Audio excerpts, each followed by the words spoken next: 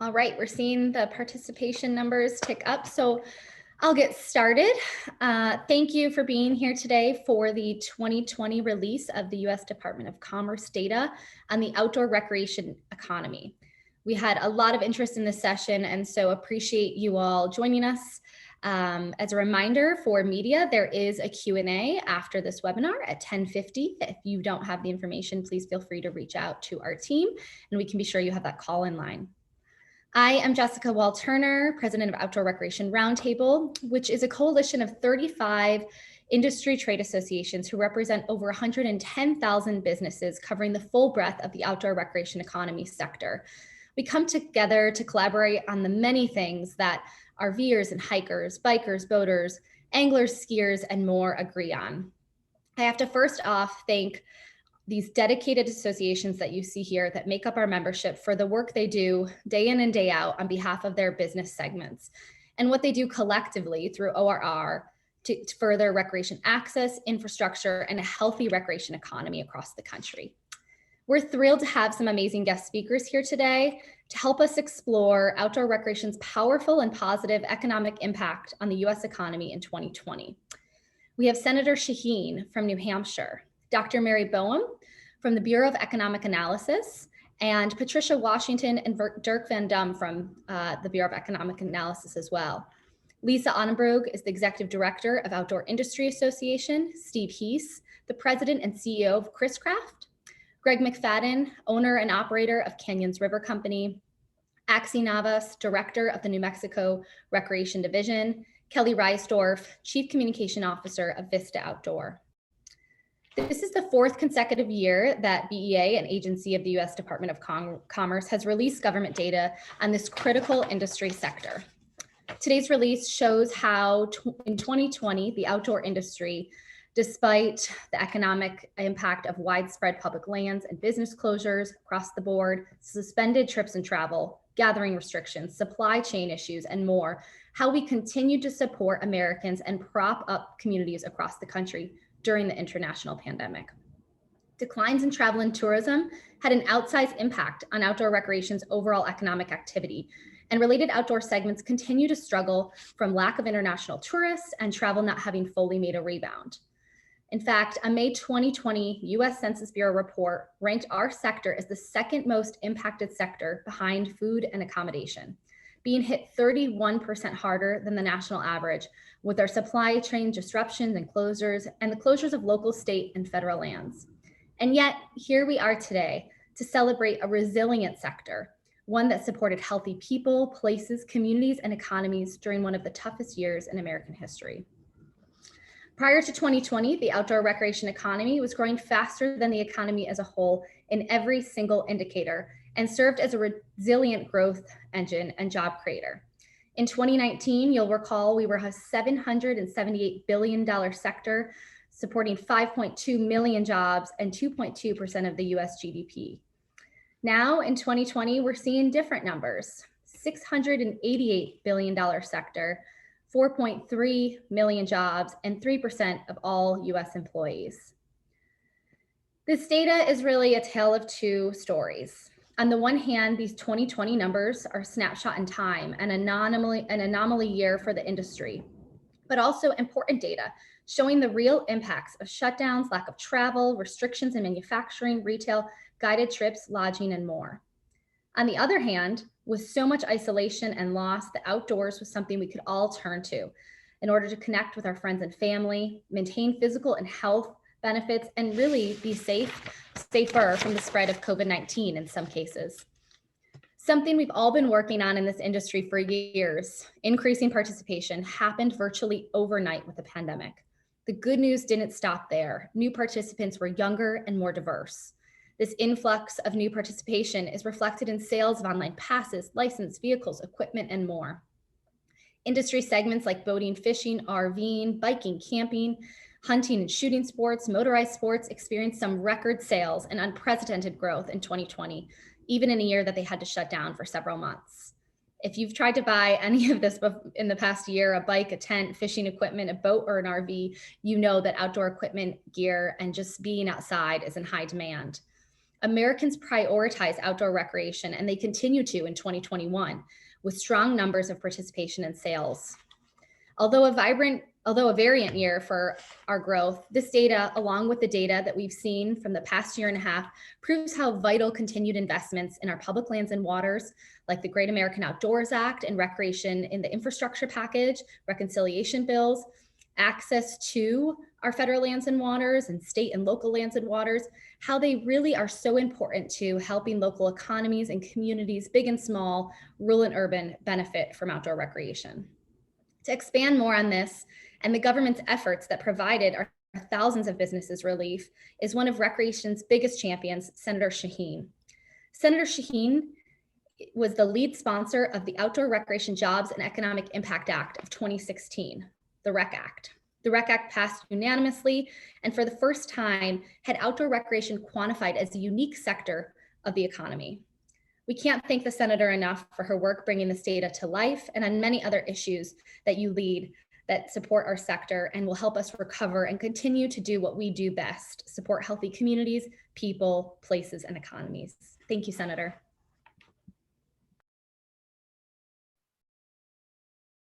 Thanks very much, Jessica, and thank you to the Outdoor Recreation Roundtable and to everyone who has been such a great advocate for our outdoor economy and for the outdoors. I was proud to co-sponsor with then Senator from Colorado, Cory Gardner, the Outdoor Rec Act to begin to quantify the economic impact of outdoor recreation. As we all know, if you don't know if you can't quantify it, then you can't talk about the benefits. And being able to talk about the size of the outdoor recreation economy, the number of people employed, the benefits to every state has been critical.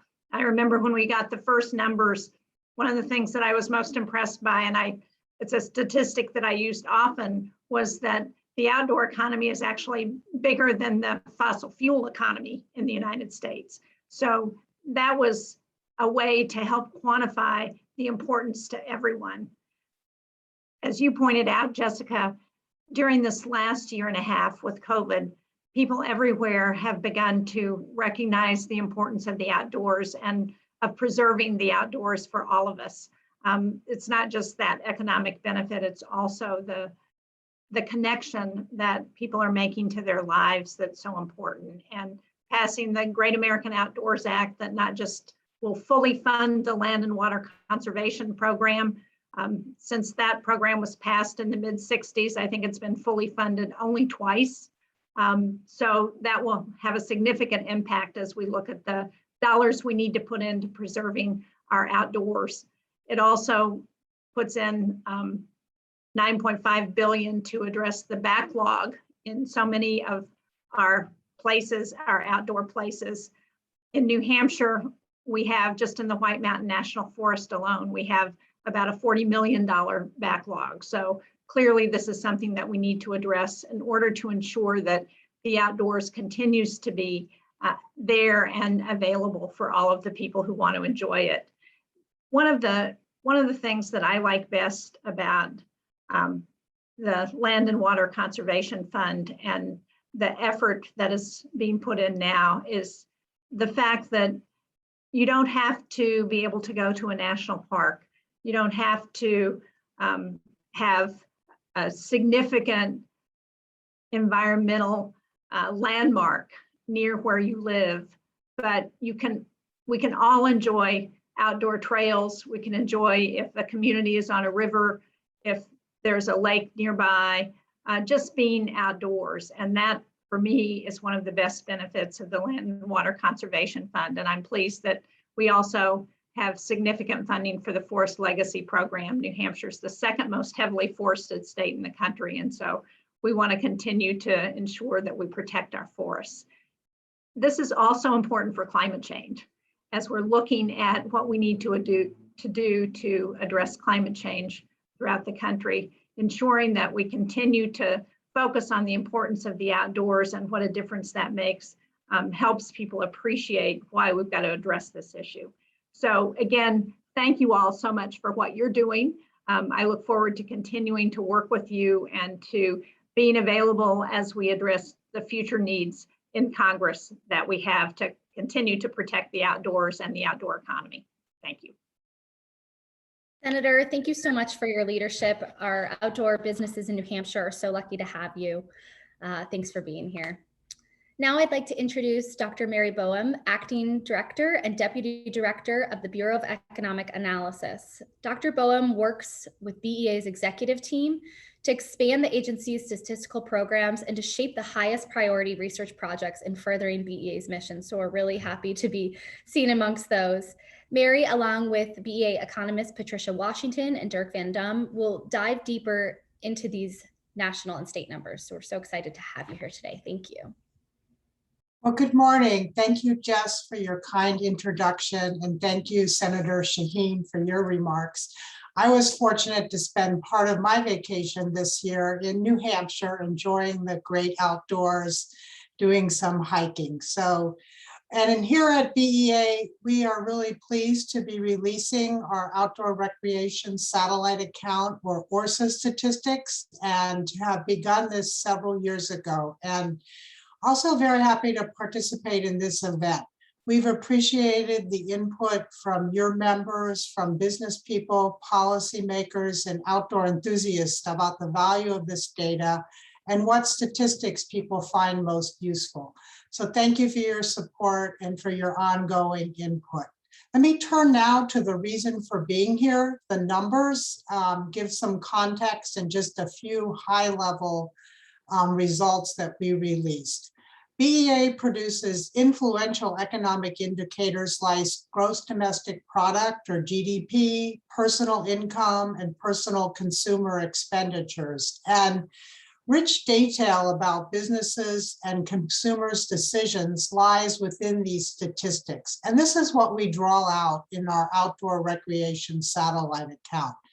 And we're really pleased that the data have become a valuable resource by measuring the makeup of the economy, its size, its growth, and its composition. And we hear that the ORSA statistics, especially the state level data, show the economic impact of outdoor recreation in places where it's not immediately visible. For example, RVing contributes to a state economy when RVers flock to the parks or campgrounds, but also when you dig into the numbers, you see that RVing contributes to GDP of other states, states where fuel is produced, and states where vehicles and equipment are manufactured, and so on.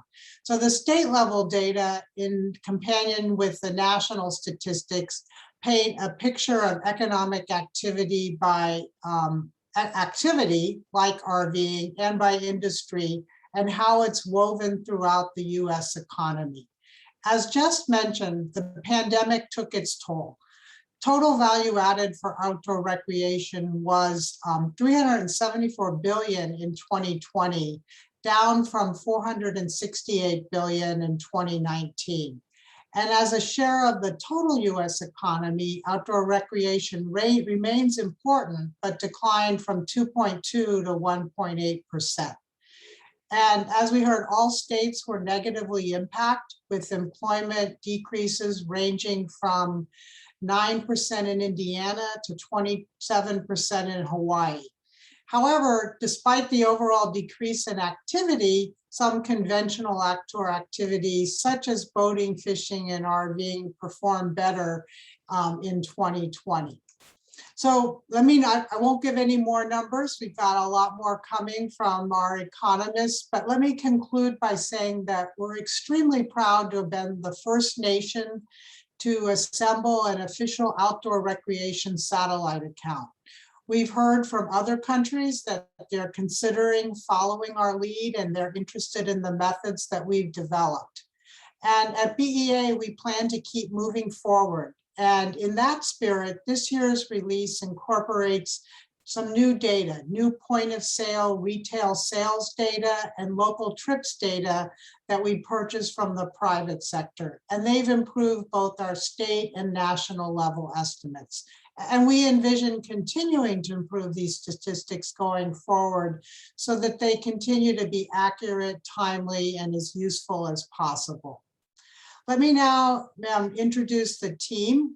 We have expertise from across BEA that works on this. So there's a lot of my colleagues behind the three people with me here today. Dirk Van Dyke is going to give the presentation and walk through the story and the numbers. And he's joined by Patricia Washington and Stas Resnick. Over to you, Dirk. Thank you very much, Mary, and thank you very much, Jess. So my name is Dirk Van Dyke, and I'm a research economist in the regional directorate at BEA. It's been a pleasure to work on the outdoor recreation satellite account, and I'm lucky to be the one to present this work to you today. But there, as Mary said, there's a whole team of staff working on this account, and I especially wanted to thank Stas Resnick and Patricia Washington for their hard work these last few months in putting this data release together. And as we all know, it's been an unusual year to measure the economy. So next slide, please. Let me give you an overview of what's new in this data release. We have new data for 2020 and revised data for 2012 through 2019. All of this incorporates BEA's annual update, ensuring that we are measuring the outdoor recreation economy, just like we're measuring the rest of the economy. We also have a number of updated data sources, some of which are listed here, including budget data from various federal agencies involved in outdoor recreation, and data from several groups on the call, including the National Marine Manufacturers Association, the American Horse Council, the National Shooting Sports Foundation, and other private data sources that Mary mentioned. Next slide, please. So the top line numbers that you've heard already or can see on our website, the outdoor recreation economy contributed $374 million in nominal value added in 2020. Compare value added to GDP. And so this means that the outdoor recreation economy accounted for 1.8% of US GDP, down from 2.2% in previous years.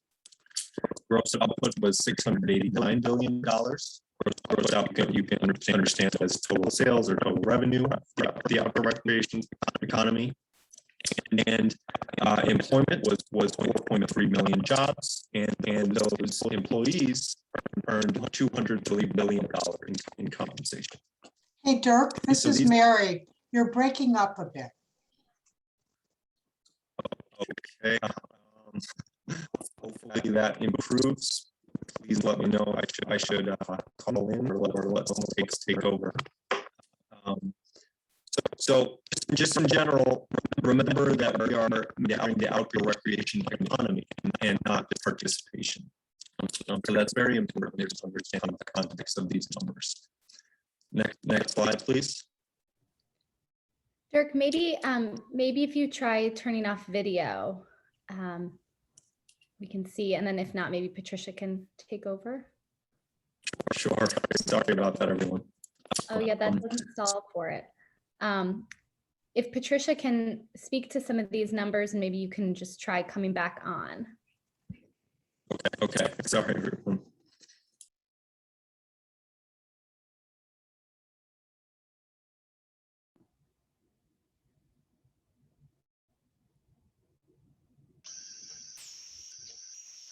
Can you guys hear me now? Yes. Okay. Let me see if I can pick up where Dirk left off. So looking at this slide, compared to the 3.4% decrease in overall U.S. economy for 2020, real GDP for outdoor recreation decreased 19% in 2020. Gross output for outdoor recreation for the economy decreased 17.4% in 2020. And we can also see here compensation and employment as well. Next slide. Sorry about that. I see my paperwork is on top of my mic. All right. So in this slide, we see that the largest change in outdoor recreation can be seen in various areas.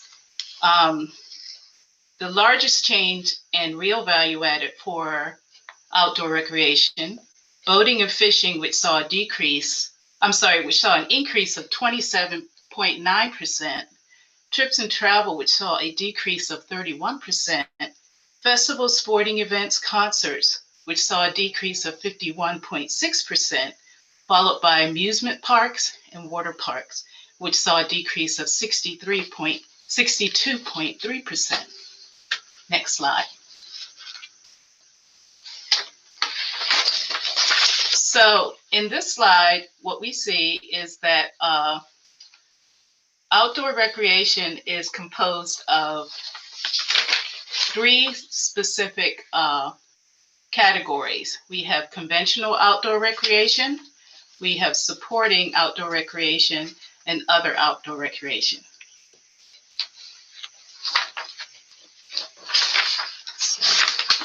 Conventional outdoor recreation, which includes things like bicycling, boating, hiking, hunting, which here is displayed in blue. Other recreation, which includes things like gardening, outdoor concerts, which is displayed in orange, and supporting outdoor recreation, which includes activities such as construction, transportation, lodging, and restaurants, just to name a few, and that's displayed here in gray. In 2020, conventional outdoor recreation accounted for 37.4% of the U.S. outdoor recreation value added, compared to the 30.6% in 2019.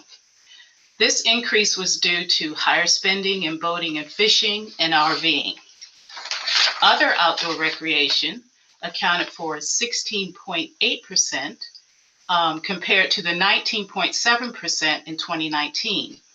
This decrease was driven by activity areas amusement parks, water parks, festivals, sporting events, and concerts. And lastly, the supporting activities accounted for the remaining 45.8%, compared to the 49.7% in 2019. Supporting activities, particularly travel, tourism-related activities, declined in 2020 during the COVID-19 pandemic as consumers traveled less and reduced spending on hotels and restaurants.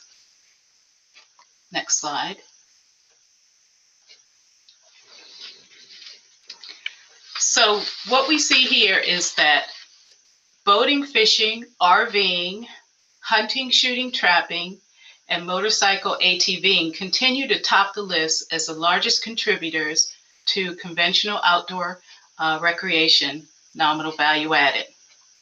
What's important to note here is that for BEA, we are measuring economic activity. So the activities with the highest high equipment costs top this list.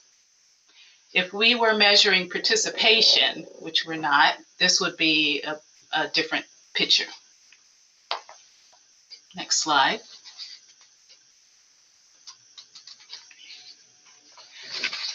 So contributors to, well, actually, this slide is showing us from a different perspective. If we look at the picture from an industry perspective,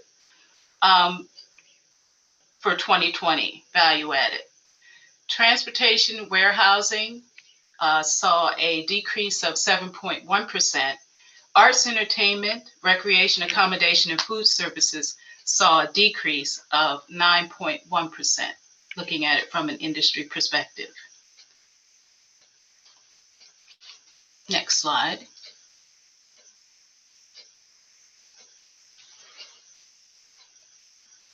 Patricia, looks like Dirk might be back. He can chime in. Oh, yeah, I'm seeing messages pop up, so I'm not sure. Dirk, would you like to jump in or see if his audio is working? Can you guys hear me better now? Yes.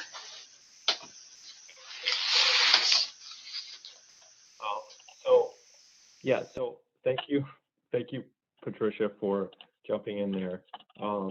And I'll take over from here. So the the interesting thing about the state numbers is that we measure out the outdoor recreation economy by place of production, not residence of consumer. And so this allows us to look at the data from the perspective of the entire supply chain, as Mary was hinting at earlier. So as an example, for RVing, the manufacturing value often happens in one state, and that's often Indiana. And then we capture the value of the retail trade for RVs in the states that people buy them. And then the fees that they pay at RV parks are captured in the states where people take their RVs on vacation. And it really gives you that entire supply chain perspective of the contribution of outdoor recreation to each state's economy. Next slide, please.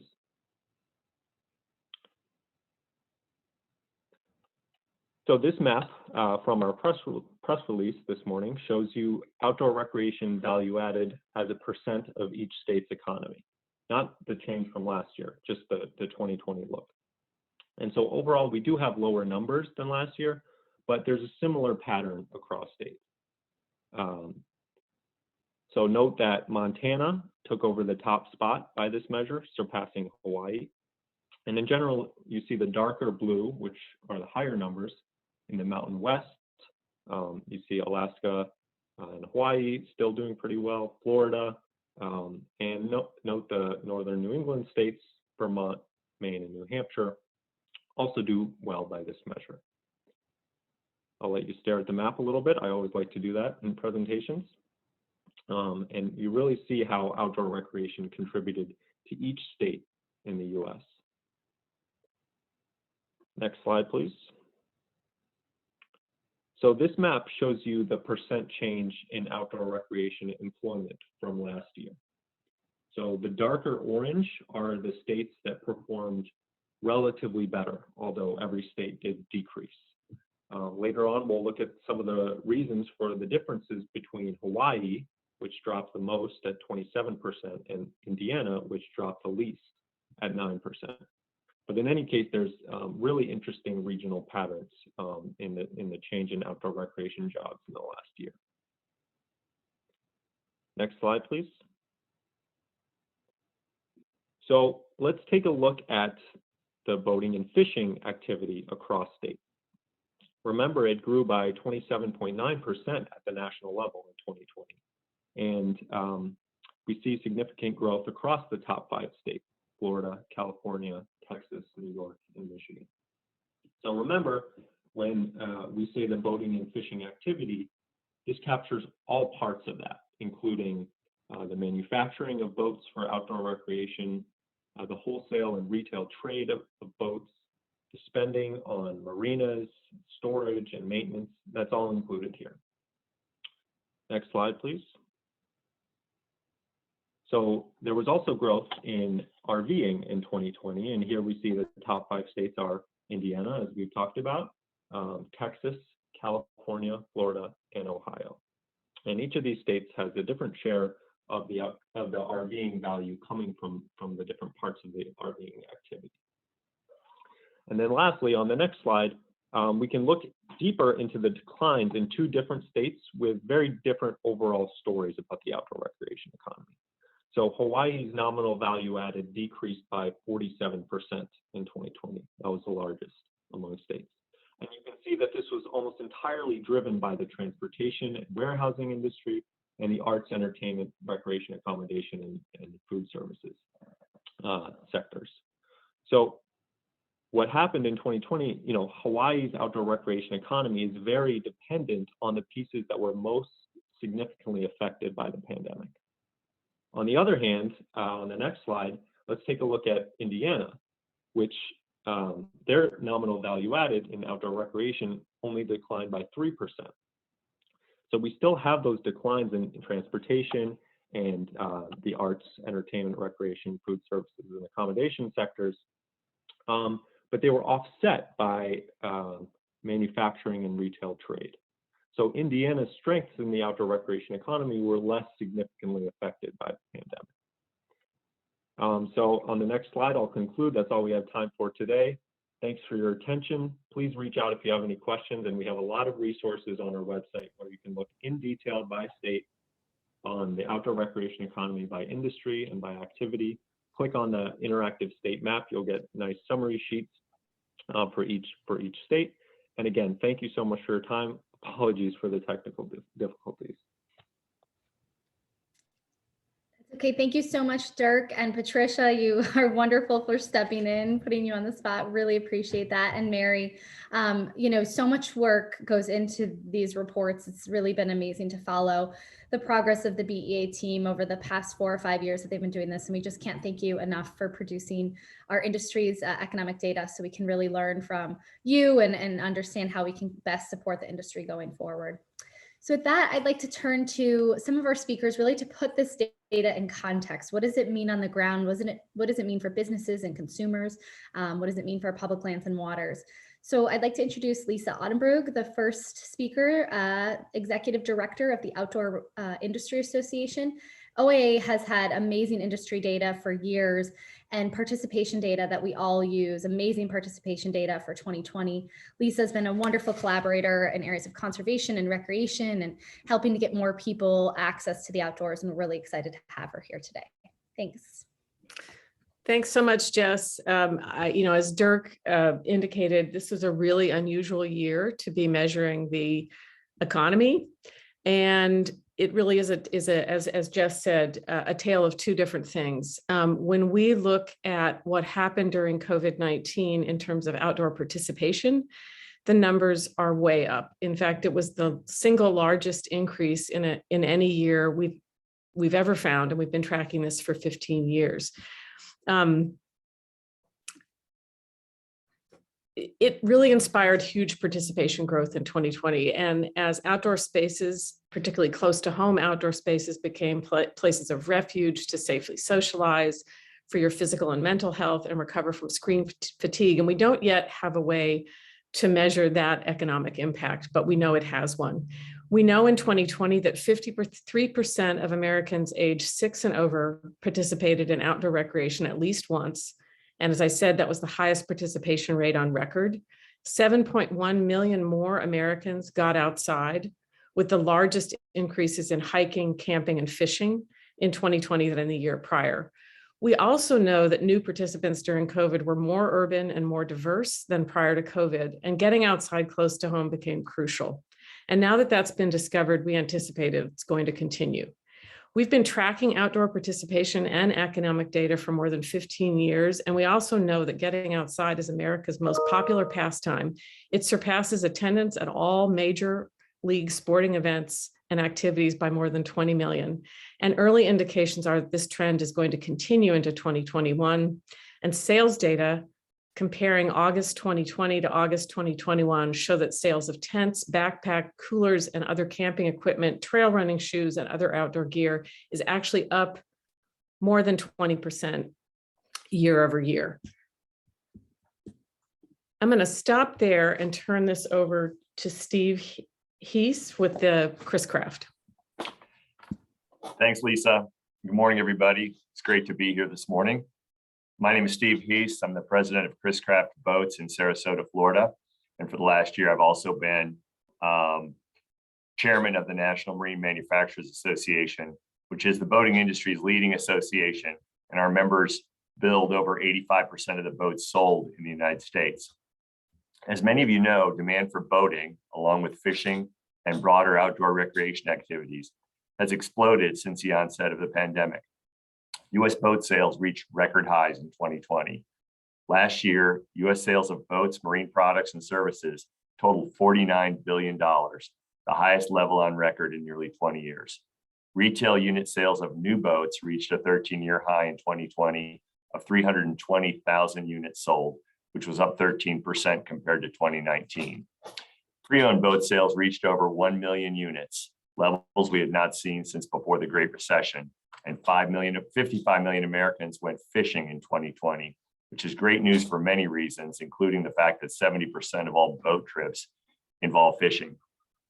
The most encouraging news is that the main driver of growth is an uptick in first-time boat buyers of new and pre-owned boats. Our data shows that 415,000 first-time boat buyers entered the market in 2020. And these buyers are 1.5 times younger, and more likely to be women than ever before. In other words, we're attracting new, younger, and more diverse clients to the boating lifestyle. Looking ahead, we expect consumer interest and sales to remain strong through 2021 and beyond as Americans continue to discover the benefits and joys of being on the water and manufacturers continue to fill their backlog of orders. Thus far in 2021, the industry has seen similar positive sales trends, and we expect to wrap the year slightly ahead of last year. We're also very excited about exciting news coming out of DC. President Biden announced that he came to an agreement with the European Union to eliminate the 25% retaliatory tariffs on boats that are sold from the US into Europe. That 25% tariff effectively stopped our industry's sales into Europe, which is our second largest international export market. We are also excited that there's several items in the bipartisan infrastructure bill that will improve boating access and advance critical conservation and environmental needs. The bottom line is this: America's recreational boating industry is strong and getting stronger. We're welcoming new and diverse consumers to the boating lifestyle, and we expect these trends to continue. And with that, I'll turn it over to Greg McFadden.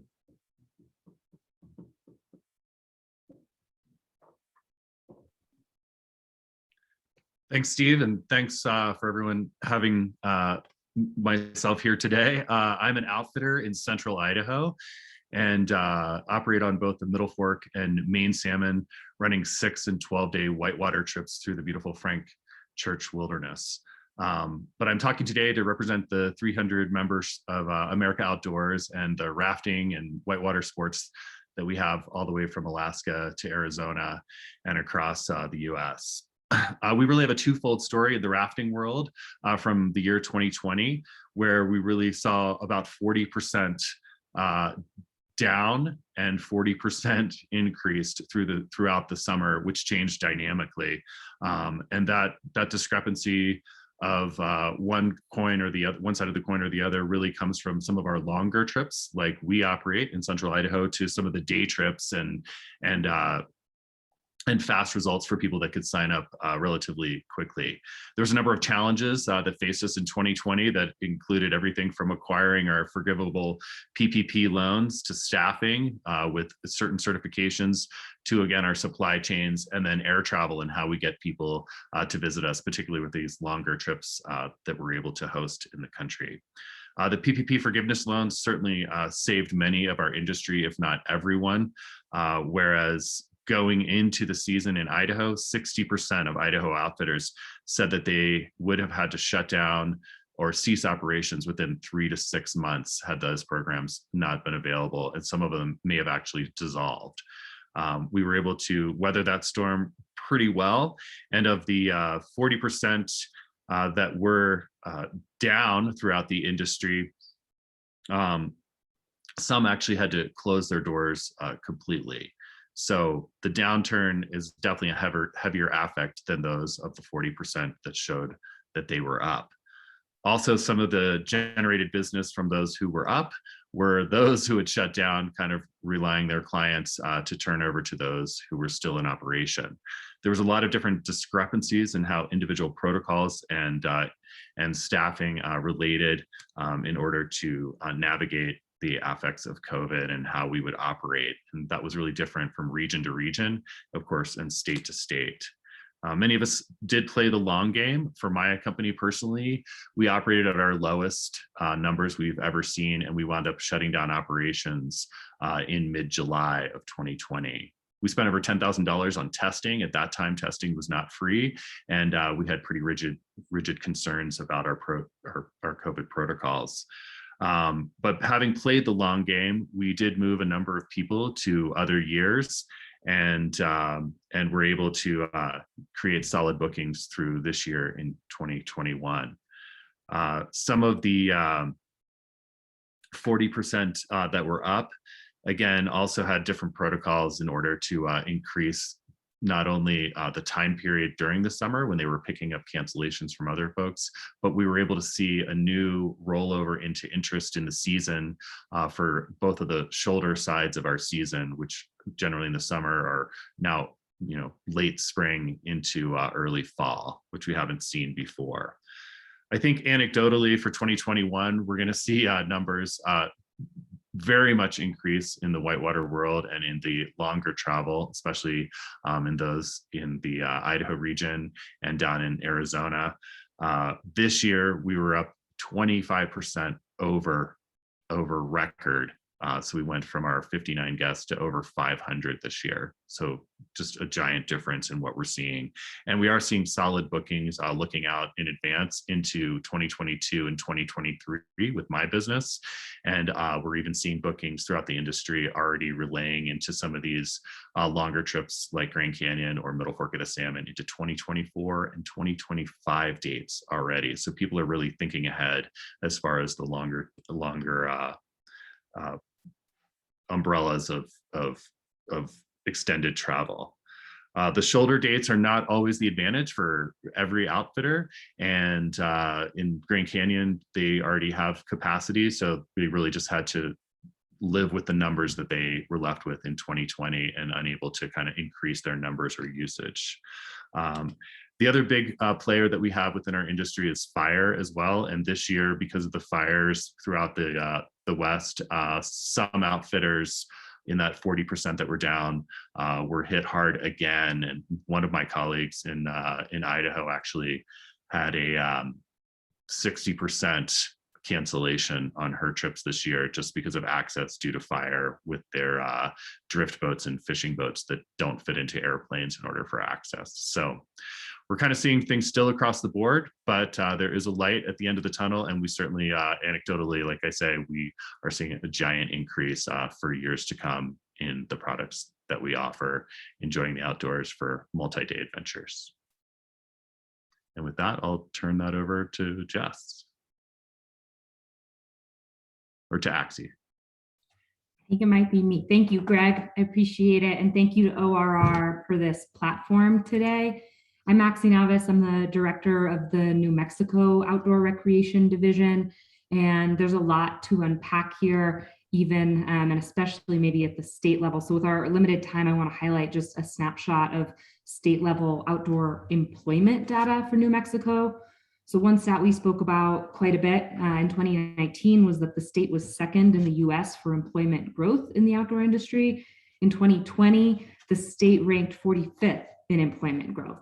And in New Mexico, overall outdoor recreation employment was down 21.9% in 2020. That's a hard blow that I think really speaks to this need for continued state and federal investment in this industry. To give folks on this call some perspective, roughly 30% of New Mexico state revenues come from the oil and gas industry. It is a major oil and gas producing state, one of the very top in the United States. And that is in large part why the Outdoor Recreation Division in the Economic Development Department was created to diversify the state's economy, one of Governor Michelle Lujan Grisham's main priorities. So in 2019, we were cruising on track to grow the outdoor economy dramatically.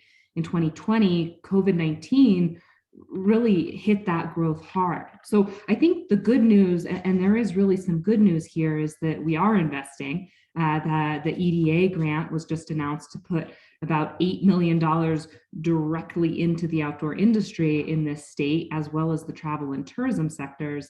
And that money is going to work overnight, helping New Mexico businesses and communities across the state recover. We're also putting money into outdoor access infrastructure projects to really shore up and inject some economic vitality into the parts of this economy that have been hit hardest.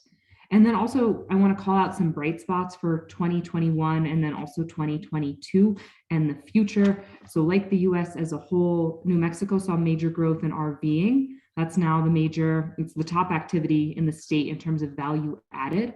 We also saw significant growth in some of these other core conventional nature-based outdoor recreation activities, including boating and fishing, camping, hiking, ATVing, hunting, and one that I personally find really interesting, we're seeing a lot of energy around this, bicycling, the bike industry.